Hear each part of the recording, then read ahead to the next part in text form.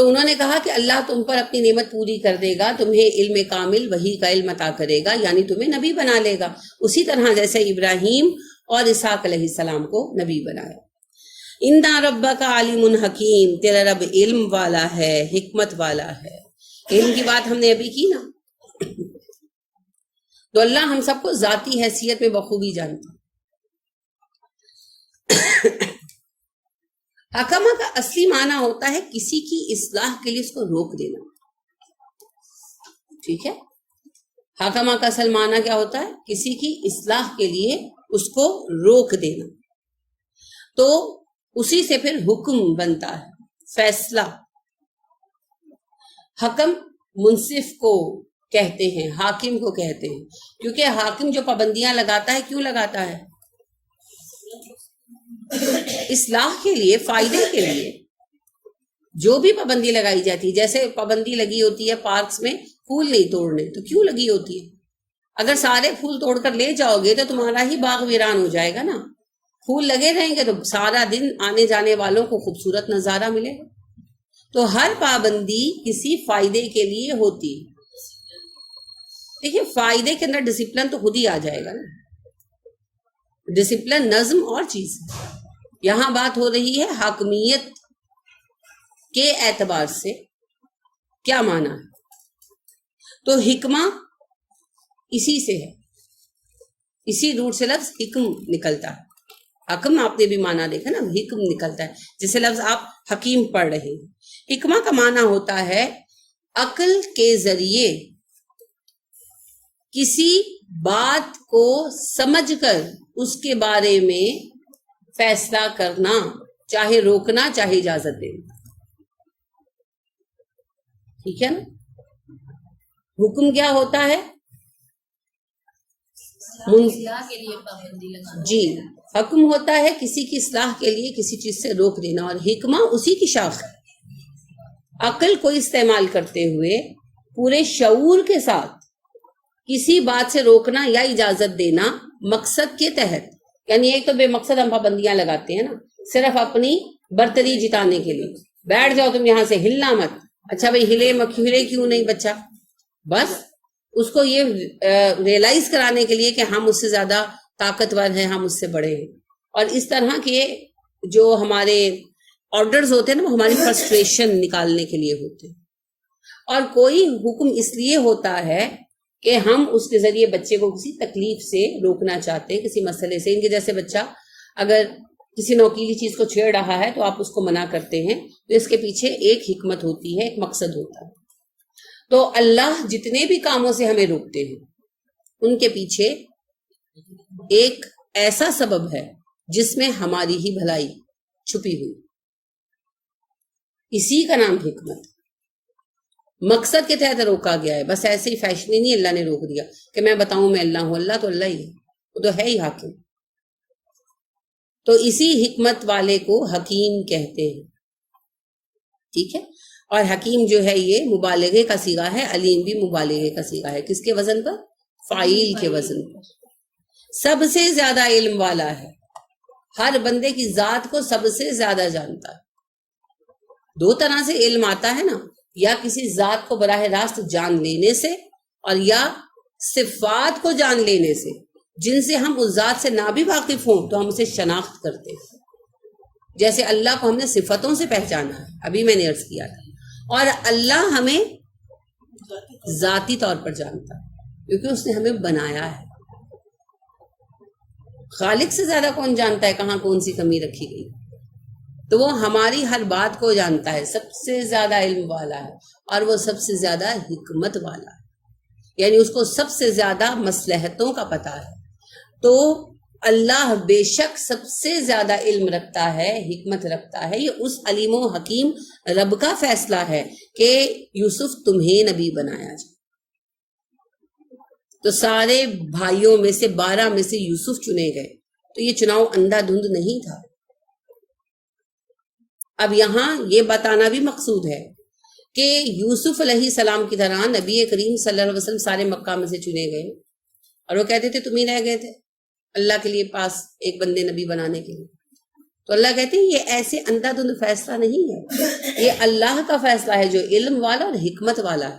اسے وہ خوبیاں پتا ہیں جن کے بنا پر نبی بنایا گیا، کیونکہ نبی کے لیے جو خوبیاں چاہیے وہ خوبیاں ہیں جو ایک استاد کے لیے ریکوائرڈ ہے، ان کا کمال چاہیے. تو جب تک وہ خوبیاں نہیں ہوں گی نبوت کا کام سر انجام نہیں دیا جا سکتا. ٹھیک ہے، تو جس طرح اللہ نے سارے برادران یوسف میں سے یوسف کو چنا علیہ السلام، اسی طرح تمام اہل عرب میں سے نبی صلی اللہ علیہ وسلم کو چنا. اور اللہ کا یہ چناؤ ہے. پہلی بات علم و حکمت پر مبنی ہے، اور دوسری بات کوئی روکنے والا اسے روک نہیں سکتا.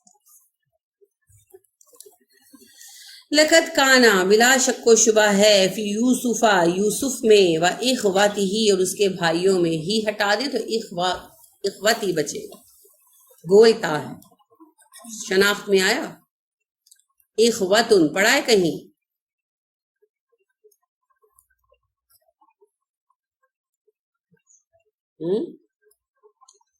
انما المؤمنون اخواتن، مومن آپس میں بھائی بھائی ہیں. تو اس کی روٹ ہوتی ہے حمزہ خے واؤ. جی اخون پڑھا جاتا ہے اصل میں سے. تو اس کی سادہ شکل واؤ ہٹا کر، چونکہ اخون پڑھنا مشکل ہے نا، تو عربی میں بڑا ہی سائنٹیفک میتھڈ ہے. کوئی لفظ اگر پڑھنے میں بہت مشکل، لکھنے میں بھی مشکل ہو، پڑھنے میں بھی، تو اسے حذف کر دیا جاتا ہے. وہ مادے میں رہتا ہے، پڑھنے میں نہیں رہتا. تو اخون سے اخن ہو گیا. اخن کی جمع کیا ہے؟ اخواتن. ٹھیک ہے، تو یہ جو اخواتن ہے وہی یہاں پر آپ کو اخواتی کی شکل میں نظر آ رہا ہے. یہ تانیث کی تا نہیں ہے، یہ اس کی جمع کی شکل یہی ہے. اور اخن کا مونس اختن ہے. ٹھیک ہے، تائے تاما. ٹھیک ہے جی، پوری تا ہوتی ہے، تائے تاما، پھیلی ہوئی تا. اور گول تا کے ساتھ اس کی جمع ہے. ویسے عام طور پر گول تا علامت تانیث ہے، لیکن یہاں پر نہیں ہے. کچھ چیزیں ایکسیپشن ہے نا، یہ بھی ایکسیپشن. ہی آپ کو پتا ہے ضمیر ہے. وہ اخوتی، اور اس کے بھائیوں میں، آیات نشانیاں ہیں. آپ سمجھتے ہیں آیت کا مطلب؟ روٹ بتائے گا کوئی آیت کی؟ جی حمزہ یہ نشانیاں ہیں. للسائلین، سوال کرنے والوں کے لیے. سین حمزہ لام، آپ کو پتا ہے اس کی روٹ ہے. سوال کرنے والا کون ہوتا ہے؟ پوچھنے والا. تو اللہ کہتے ہیں کہ یوسف اور اس کے قصے میں کئی نشانیاں ہیں سوال کرنے والوں کے لیے. کون سوال کر رہے تھے؟ کفار مکہ. تو مکہ کے لوگ جس چیز کا انکار کر رہے تھے، نبوت کا، اس کو ماننے کے لیے اور وحی کا اس کو تسلیم کرنے کے لیے ان کے پاس خود یوسف کے قصے میں دلائل موجود تھے. جیسا کہ ابھی ہم نے تفصیل سے ڈسکس کیا کہ یوسف علیہ السلام کا نبی منتخب کیا جانا اور اس کا یہ ذکر کیا جانا دوسری طرف ثابت کر رہا ہے نبی صلی اللہ علیہ وسلم کے انتخاب کی صداقت کو، کہ جس طرح اللہ نے اپنی حکمت کے بنا پر سب بھائیوں کو چھوڑ کر یوسف کو چنا، اسی طرح اللہ نے تمام اہل مکہ میں سے نبی صلی اللہ علیہ وسلم کو چنا. اور یہ انتخاب اللہ کا ہے اور مبنی پر حکمت ہے. تو اللہ کہتے ہیں کہ جس بات میں تم الجھے ہوئے ہو، شک و شبے کا شکار تھے نا، اس سے نکلنے کے لیے اگر تم یوسف کے قصے پر غور کرو تو تمہیں کئی دلائل مل جائیں گے. اس جب کالو، انہوں نے کہا، یاد کرو جب انہوں نے کہا، لیوسفو، بے شک یوسف، و اخوہ، اور اس کا بھائی. اب یہ سنگل آ گیا، اس کا بھائی بنیامین، احبو، زیادہ محبوب ہیں، ہے بے حب سے ہے، یہ زیادہ پیارے ہیں، الا ابینا، ہمارے باپ کو، منا، ہماری نسبت، و اور نحنو، ہم ہیں، عصبۃ، جماعت، جتھا، عین صاد بے. اس سب کس کو کہتے ہیں؟ پٹھے کو. آپ اردو میں نہیں کہتے آساب. اس سب اصل میں سنگولر ہے نا، کبھی آپ نے استعمال نہیں کیا. آساب تو اس سب پٹھے کو کہتے ہیں. ٹھیک ہے، پٹھے کیا کرتے ہیں؟ پٹھے آپ کی ہڈیوں کو باندھے رکھتے ہیں، ان کو اسٹرینتھ دیتے ہیں. جیسے آپ کوئی چیز جوڑے، جیسے یہ آپ کی چک ہے لگی ہوئی ہے، ادھر بھی لگی ہوئی ہے، تو چک کو آپس میں جوڑنے کے بعد ان کو دھاگوں کے ذریعے مضبوط کر دیا گیا. اس کے اوپر یہ جو دھاگے ہیں نا، یہ سب ڈیزائن کے لیے نہیں ہیں، کہ مضبوطی کے لیے. اور آپ دیکھیں گے کہ کہیں سے دھاگا ٹوٹ جائے تو باوجود اس کے گلو گن کے ذریعے چیزیں جڑی ہوئی ہیں، یہ رفتہ رفتہ بکھرنا شروع ہو جاتی ہے. اسی لیے بڑھاپے میں جب اعصاب کمزور پڑتے ہیں تو ہڈیاں ٹیڑھی میڑھی ہونی شروع ہو جاتی. تو ہڈیوں کو سنبھالنے میں پٹھے وہی کام کرتے ہیں جو اس چک کے تنکوں کو سنبھالنے میں یہ دھاگے کر رہے ہیں. ٹھیک ہے، اسی لیے لوہے کے وہ ٹکڑے جنہیں مضبوطی کے لیے پکانے سے پہلے تانت سے باندھ دیا گیا ہو انہیں اسب کہا جاتا ہے.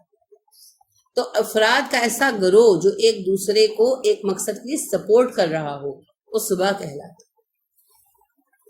تو بھائی تھے نا، ایک دوسرے کو سپورٹ تو کریں گے. وہ محاورہ ہے پنجابی کا، پراواں دے کاواں دے. دیٹس اے ریالٹی، اور ہونا بھی چاہیے الحمدللہ. ہاں، ظلم پر ایک دوسرے کو سپورٹ نہیں کرنا. تعاونوا بالبر والتقوی ولا تعاونوا بالاثم والعدوان. تو لہذا عصبہ ایک ایسی جماعت جو ایک دوسرے کی مددگار ہو. تو کہنے لگے نحن عصبہ، ہم تو ایک پورا جتھا ہیں، ہمیں پوری جماعت ہیں. اب اس بات کو سمجھنے کے لیے قبائلی بیک گراؤنڈ ذہن میں رکھیں. یہ قبائلی سسٹم میں رہتے تھے، ان کی اپنی جاگیر تھی چھوٹی سی یعقوب علیہ السلام کی. وہاں ان کا رہنا تھا، ڈاکوؤں کا بھی خطرہ تھا، جانوروں کا بھی خطرہ تھا، فارم ہاؤس ٹائپ تھا ان کا انتظام. تو اس میں آپ کو پتہ ہے بیٹوں کی، مردوں کی بہت زیادہ اہمیت ہوتی ہے. اسی لیے ہر قبائلی نظام میں بیوی بچوں میں جوان مردوں کی اہمیت ہمیشہ سب سے زیادہ رہی، جو لڑنے کے لائق ہو.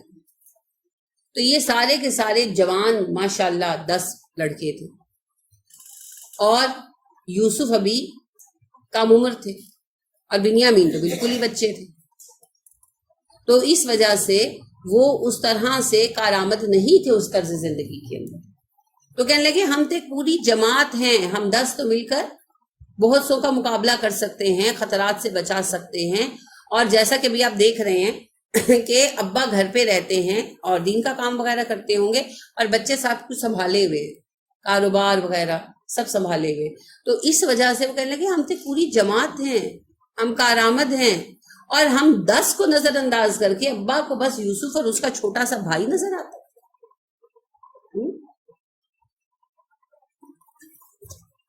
اب بعض اوقات ایسا ہوتا ہے کہ کوئی ایک آدھ بچہ زیادہ محبوب ہوتا ہے نا، تو فرق نہیں کرنا چاہیے. یعقوب علیہ السلام نے کوئی فرق نہیں کیا تھا، ان کے اس جذبے کو تو شیطان نے ہوا دی نا، اس کا مقصد تھا.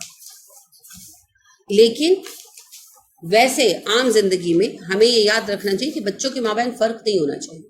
اگر کوئی بچہ اپنی سلیم الفطرتی کی بنا پر زیادہ پیار لیتا ہے، جیسے وہ زیادہ خدمتگار ہے، زیادہ فرما بردار ہے، زیادہ کارآمد ہے، تو پھر قدرتی طور پر رجحان اس کی طرف ہو ہی جاتا ہے. تو پھر بھی محبت اور شفقت جو دل میں ہے اس کو تو ہم نہیں بدل سکتے، لیکن دنیاوی معاملات میں برابری رکھیں. ٹھیک ہے، یعنی دینا لینا سب ایک جیسا، تاکہ بچوں میں نفرتیں نہ آئیں.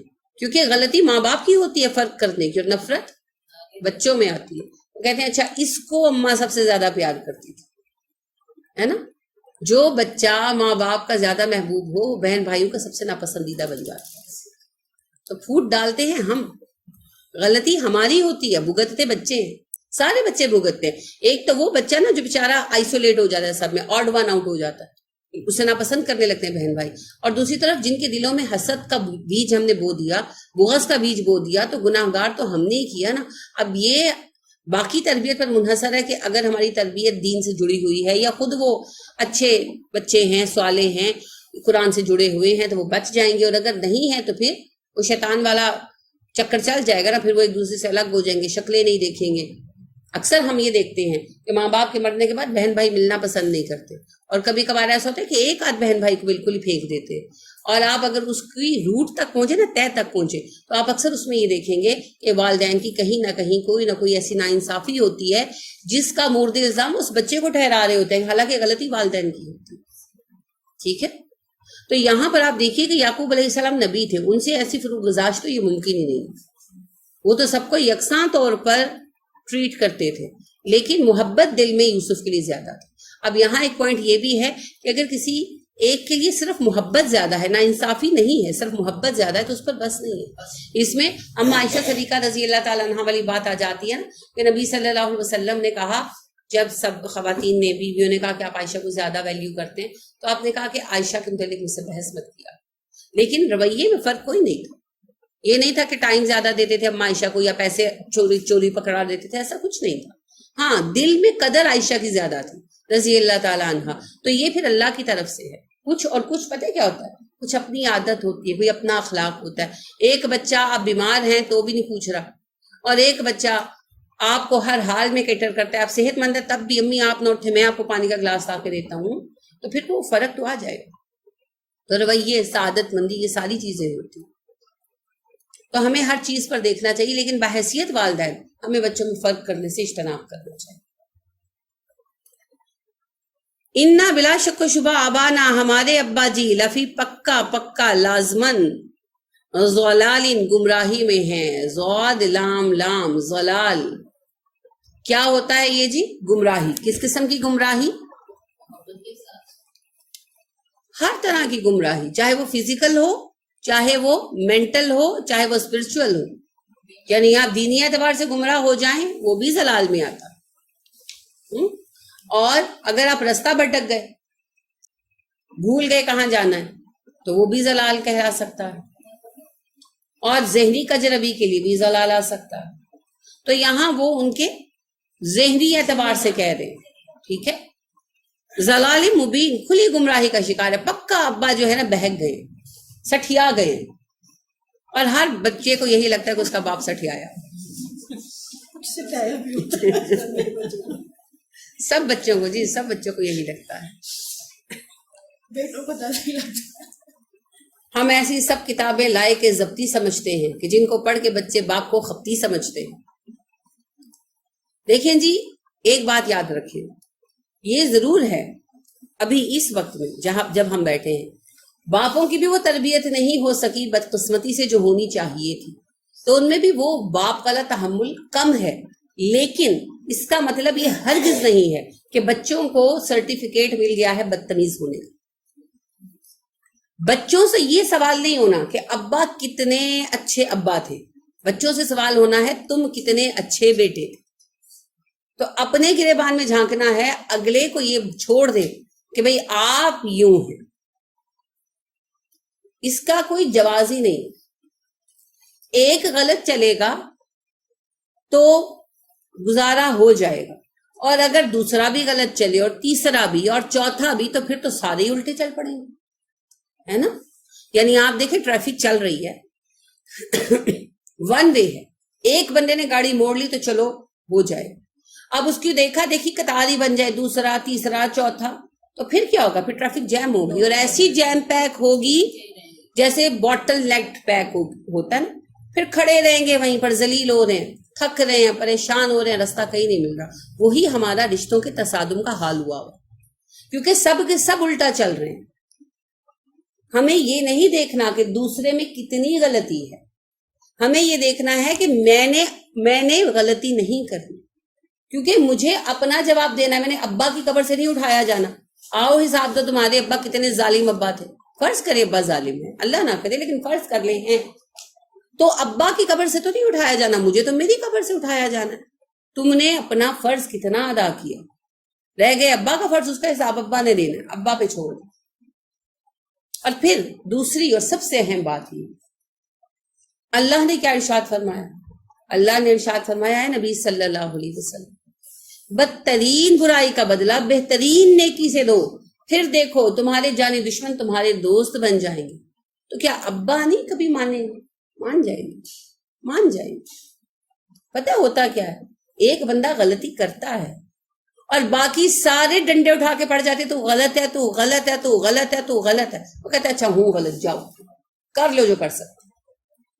ہم محبت کے ذریعے اصلاح کر سکتے ہیں، صرف تنقید سے اصلاح نہیں ہو پاتی.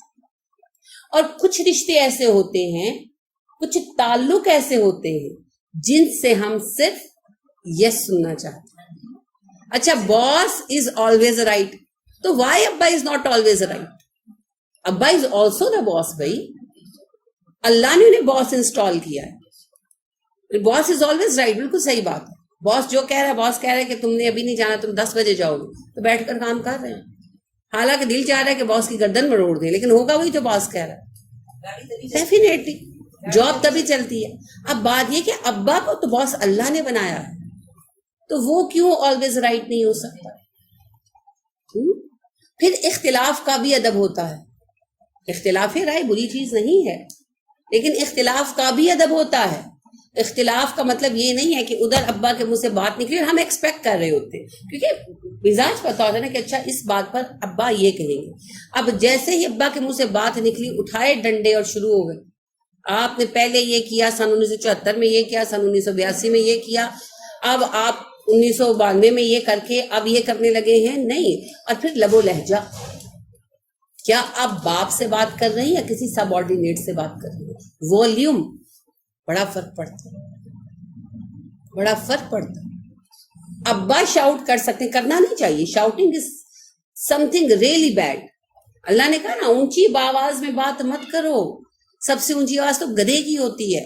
لیکن اگر غصہ آ ہی گیا، ابا شاؤٹ کر سکتے ہیں، پلٹ کر بیٹا سا شاؤٹ نہیں کر سکتے، چاہے وہ حق پر بھی ہے نا، چاہے وہ حق پر بھی ہے.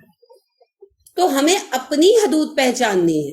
دوسروں کو حدود میں رکھنا ہمارا کام نہیں ہے، نہ ہمارے بس میں ہے. تو یہ فینومنا ہمیشہ سے چلا آ رہا ہے کہ ہمارے ابا سٹھیا گئے ہیں. تو اصل بات پتہ کیا ہے؟ واقعی اختلاف ہوگا، جنریشن گیپ بھی ہوگا، رائے کا فرق بھی ہوگا. بعض اوقات ہم اپنی مرضی بھی ڈھانپ چھپا کر لیں گے، بعض اوقات ہاتھ پیر جوڑ کر منا کر اپنی مرضی کر لینی چاہیے. لیکن اختلاف کا ادب کبھی مت بھولیں. ہم صحیح ہو سکتے ہیں مگر ہم بڑوں سے بڑے نہیں ہو سکتے، اور صحیح بات کو غلط انداز میں کنوے کرنا بھی غلطی ہے. یہ بھی غلطی ہے، اور اس غلطی کا ارتکاب ہم میں سے اکثر لوگ کرتے ہیں. ٹھیک ہے، تو یہ غلطی نہیں کرنی، کیونکہ جب باپ کی ناراضگی مول لی تب گنہگار ہو، تب گنہگار ہو.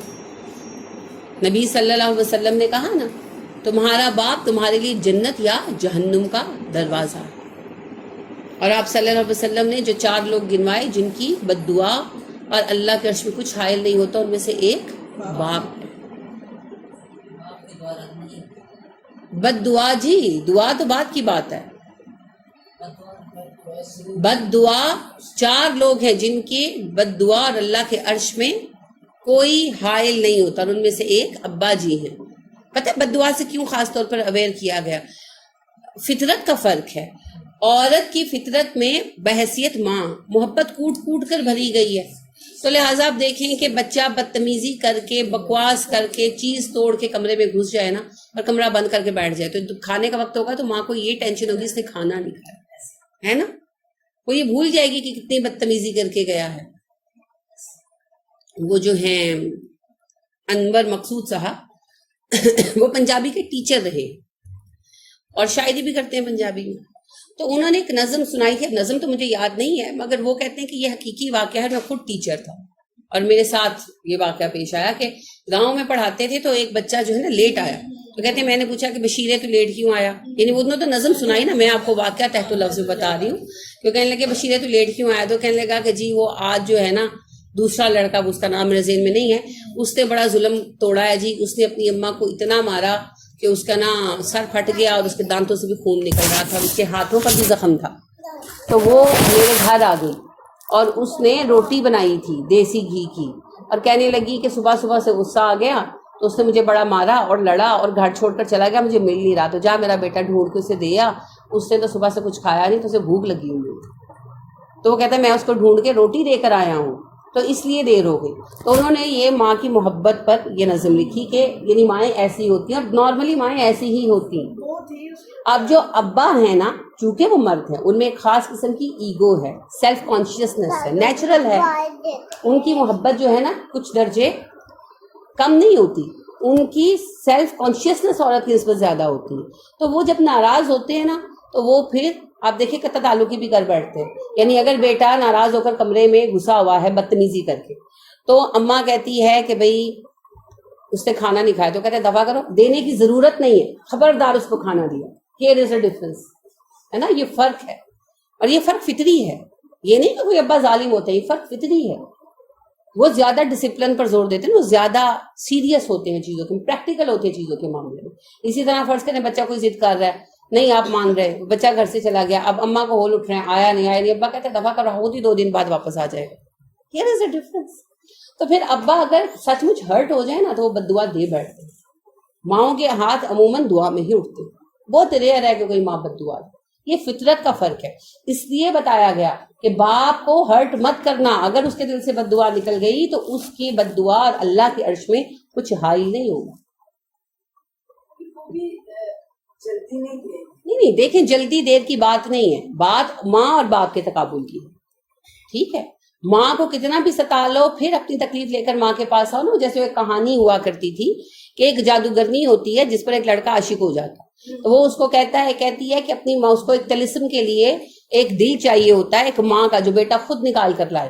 تو وہ کہتی ہے کہ اپنی ماں کا دل لے کر آ میرے پاس نکال کے. تو وہ اپنی ماں کو جا کر کہتا ہے، بڑا بے قرار ہوتا ہے، تو ماں کو جا کر بڑا روتا ہے. تو ماں کہتی ہے کہ تم کیوں دکھی ہو، وجہ بتاتا ہے. تو کہتی ہے کہ وہ کیا کہتی ہے، وہ بیٹا کہتا ہے کہ وہ کہتی ہے کہ اپنی ماں کا دل نکال کے لاؤ. تو کہتی ہے کہ بیٹے نکال کے لے جاؤ. تو وہ نکال کے لے جاتا ہے. تو رستے میں ٹھوکر لگنے سے گرتا ہے، تو ماں کے دل سے آواز آتی ہے کہ بیٹا چوٹ تو نہیں لگی ہے. تو یہ کہانی، لیکن یہ ماں کی محبت کی شدت کے اظہار میں. اب باپ ساری عمر پیار کرتا ہے تو کما کما کر لا کر دیتا ہے نا، ایسے فضول میں تو لا کر نہیں دیتا. کون اپنی پونجی دیتا ہے؟ 10 روپے ہم دیں کسی کو بیکار میں. اور باپ سارا کچھ لا کر دیتا ہے، اپنی پوری زندگی، اپنی پوری توانائی نچوڑ کر بچوں کی رگوں میں خون بنا کر دوڑاتا ہے. مفت میں بچے نہیں پل جاتے. مائیں جو کچھ بچوں کو پرووائڈ کرتی ہیں باپ کی وجہ سے کرتی ہیں. لیکن ایک فطری بات ہے کہ ماں بچے کے ساتھ ایگو رکھتی ہی نہیں ہے، اور باپ بحیثیت مرد چونکہ سیلف کانشیسنس اس میں زیادہ ہوتی ہے، تو اس لیے وہ اپنے بچوں کے ساتھ بھی ایک فرق رکھتا ہے تم اور میں کا. اس وجہ سے جب کبھی وہ صحیح معنوں میں ہرٹ ہو جائے تو پھر بات بگڑ بھی سکتی. تو یہ جلد و دیر کی بات نہیں، فطرت کی بات ہے. ابا کی ایگو کبھی ہرٹ نہیں کرنی چاہیے، یہ ہمیشہ یاد رکھیں. اماں کا رشتہ بچوں کے ساتھ اور ہوتا ہے، وہ اپنے اور بچوں کے درمیان میں نہیں رکھتی، ایگو نہیں رکھتی. لیکن جو ابا جی ہیں ان کے اور بچوں کے درمیان میں اور تو کا فرق رہتا ہے. منو تو اور ہے، اور محبت کا وہ مقام کہ ایک ہو جائیں وہ اور ہے. یہ ماں بچے کے درمیان ہی ہے. تو وہ ابا کی ایگو لائن کو ہرٹ کبھی نہیں کرنا چاہیے، اور یہ سبھی بچوں کو سمجھنا چاہیے، خاص طور پر بیٹوں. کیونکہ بیٹیاں جو ہوتی ہیں نا، کچھ تابع دار بھی ہوتی ہیں، کچھ وہ چونکہ بیٹیاں ہوتی ہیں تو ابا ان کو نرمی سے بھی ٹریٹ کرتے ہیں. تو یہ جو ایک بات ہے کہ ابا جی سے ٹھیا گئے ہیں، یہ ہمیشہ سے. لہٰذا ان کے بیٹے کہنے لگے ہمارے ابا جی بہک گئے ہیں، یعنی سٹھیا گئے ہیں، جو ایسا کر رہے ہیں کہ 2 کمزور لڑکوں کو ہم جیسے 10 نوجوانوں کے گروہ پر، جتھے پر فوقیت دے رہے ہیں. تو ابا جی کا اللہ مالک ہے. جی اب کوئی سوال؟ کوئی سوال؟ کوئی نہیں، بات ساری کلیئر ہے. چلیے، سبحانک اللہم و بحمدک ونشہد ان لا الہ الا انت ونستغفرک ونتوب الیک. السلام علیکم ورحمۃ اللہ وبرکاتہ.